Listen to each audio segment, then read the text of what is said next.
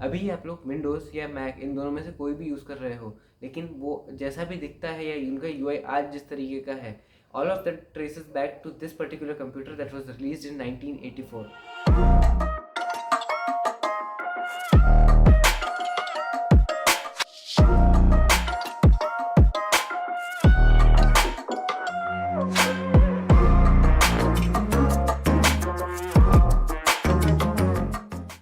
में Steve jobs सबके सामने आकर के कुछ बहुत ज़बरदस्त इंट्रोडक्शन देते हैं इस प्रोडक्ट का, और उसके बाद में जैसे ही ये एक मास मार्केट कंप्यूटर बन जाता है, तो उसके बाद में जिस तरीके से जनरली एक होम यूज पीसी जो होता है, जिसको जनरली एक पर्सनल कंप्यूटर बोलते हैं, उसका पूरा का पूरा मार्केट जो है वो धीरे धीरे बदलना स्टार्ट हो जाता है। 1984 में इस मैक के रिलीज़ होने के पहले बहुत सारे कंप्यूटर जो थे वो सारे कमांड बेस्ड इंटरफेस के ऊपर काम करते थे, और इसमें ग्राफिकल यूज़र इंटरफेस का जैसा ज़्यादा कुछ था नहीं इसमें। अब एक कंपनी इन सब में बहुत ही बढ़िया काम कर रही थी जीयूआई के ऊपर, और उसका नाम था जेरोक्स। हाँ, ये भी फोटोकॉपी वाली मशीन बनाने वाली ही कंपनी है। जेरोक्स 1984 के पहले कुछ बहुत सारी चीज़ों के ऊपर काम कर रही थी, जिसमें से एक था ग्राफिकल यूज़र इंटरफेस। उन्होंने ग्राफिकल यूज़र इंटरफेस को अपनी मशीन्स के अंदर लगा तो दिया था, लेकिन वो अपने कंप्यूटर्स को जो है वो सिर्फ बिजनेस यूज़ के लिए टारगेट कर रहे थे। और इसके बाद में स्टीव जॉब्स ने जब वहाँ जा करके ग्राफिकल यूज़र इंटरफेस को देखा था, आप खुद ही देख लीजिए उन्होंने क्या कहा था। I was so blinded by the first thing they showed me, which was the graphical user interface. I thought it was the best thing I'd ever seen in my life. Now, though they had the germ of the idea was there, and they'd done it very well. And within, 10 minutes, it was obvious to me that all computers would work like this someday. अब अगर Steve jobs इस तरीके से किसी चीज़ से impressed है, तो आपको पता ही है फिर ये कहाँ जा रही है कहानी। तो जेरोक्स के इस जीयूआई बेस्ड इंटरफेस को देखने के बाद में एप्पल ने एक प्रिपरेशन करना स्टार्ट किया कि कैसे वो भी इस तरीके के ग्राफिकल यूज़र इंटरफेस को बना सकते हैं, लेकिन उन लोगों को अब इसको एक पर्सनल कंप्यूटर वाले कैटेगरी में उतारना था, जिससे जो रेगुलर कंज्यूमर्स है, जिनको बिजनेस यूसेज नहीं है, वो सिर्फ पर्सनली अपने कंप्यूटर को यूज़ करना चाहते हैं, वो लोग कमांड बेस्ड इंटरफेस को यूज़ ना करते हुए एक ग्राफिकल यूज़र इंटरफेस को यूज़ करें। और ग्राफिकल यूज़र इंटरफेस को यूज़ करने के लिए सबसे बढ़िया चीज़ क्या है?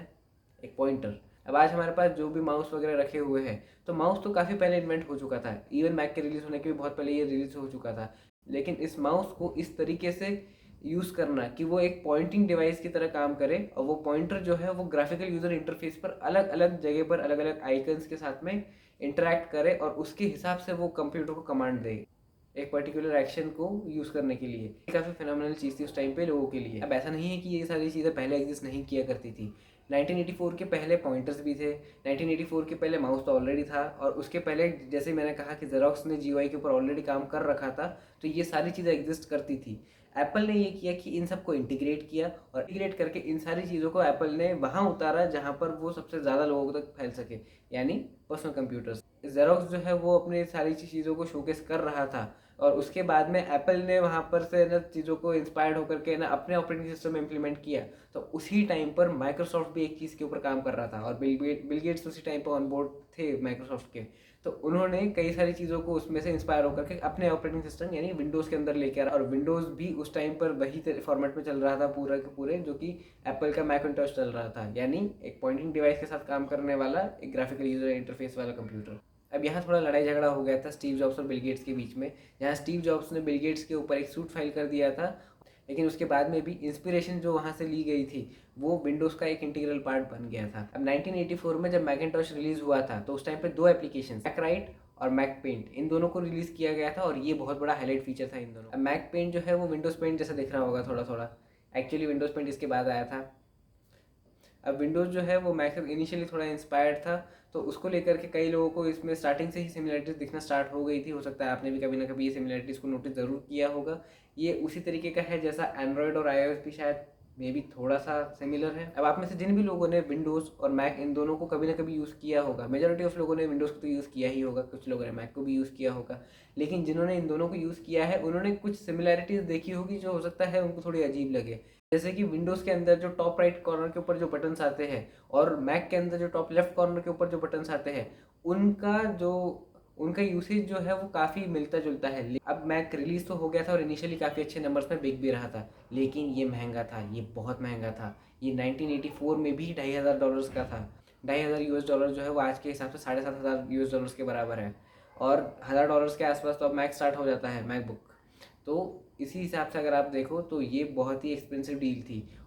अब माइक्रोसॉफ्ट की स्टार्टिंग से जो स्ट्रैटेजी रही थी कि उसने MS DOS को खरीदने के बाद में एप्पल से इंस्पायर होकर के एक विंडोज़ का पूरा ऑपरेटिंग सिस्टम बना दिया। अब उसको इस तरीके से उसने मार्केट किया कि आपके पास IBM का कंप्यूटर है, उस पर विंडोज़ चल जाएगा। अगर आपके पास में कॉम्पैक्ट का कंप्यूटर है, उसके ऊपर भी विंडोज़ चल जाएगा। अगर आपके पास HP का कंप्यूटर है, उसके ऊपर भी विंडोज़ चल जाएगा। तो इस तरीके से उसने हार्डवेयर के ऊपर सब जगह पर अपना सॉफ्टवेयर डिस्ट्रीब्यूट किया।